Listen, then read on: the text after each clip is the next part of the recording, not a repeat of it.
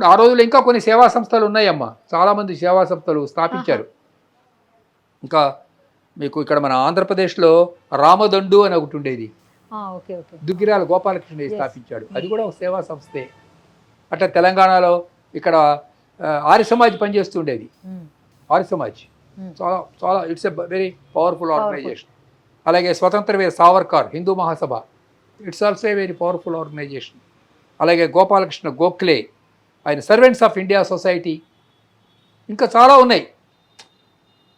ఈయన ఏమనుకున్నాడంటే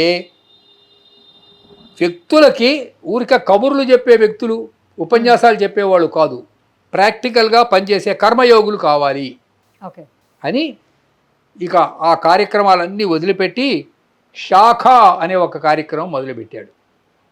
శాఖ అంటే ఏమిటి? రోజు నిర్ణీతమైన సమయంలో అక్కడికి చేరి భారతమాతకు జై అని కాసేపు ఆడుకొని వెళ్ళిపోవాలి, కొంచెంసేపు వ్యాయామం చేయాలి, శారీరక వ్యాయామం. వ్యాయామం చేయాలి, కర్ర సాము అవి నేర్చుకోవాలి. ఇంతే శాఖ అంటే, ఇంతే. ఇలా శాఖ మొదలుపెట్టేప్పటికి అందరు ఏమనుకున్నారంటే పాగల్ హోగయారే అనుకున్నారు. ఓకే.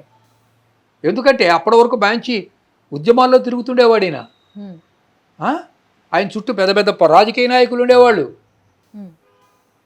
ఎప్పుడైతే వాళ్ళందరినీ వదిలేసే చిన్న చిన్న పిల్లల్ని తీసుకొని వెళ్తూ చెడుగుడు అంటే కబడ్డీ ఆటకు మొదలు పెట్టాడు, ఈయన పిచ్చోడు అయిపోయాడు అనుకున్నారు వాళ్ళు.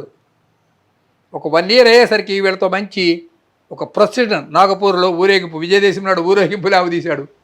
అది చూసేప్పటికల్లా ఈయన శక్తి, ఒక శక్తిని ప్రొడ్యూస్ చేశాడు హిందూ సమాజంలో.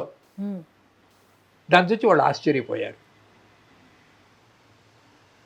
రాష్ట్రీయ స్వయం సేవక్ సంఘ్ సాంస్కృతిక సంస్థ, okay, it works only for Hindus, it is true. ఈ 100 ఏళ్ళు అదే పని చేస్తున్నది, ఇంకో పని చేయటంలే. అది వాళ్ళు చేసే పని ఒకటే, శాఖలు నడుపుతారు. శాఖ అంటే ఏంటి?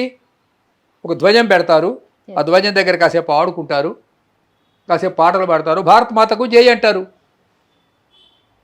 ఇదేనమ్మా రాష్ట్రీయ స్వయం సేవక్ సంఘ్ చేసే పని.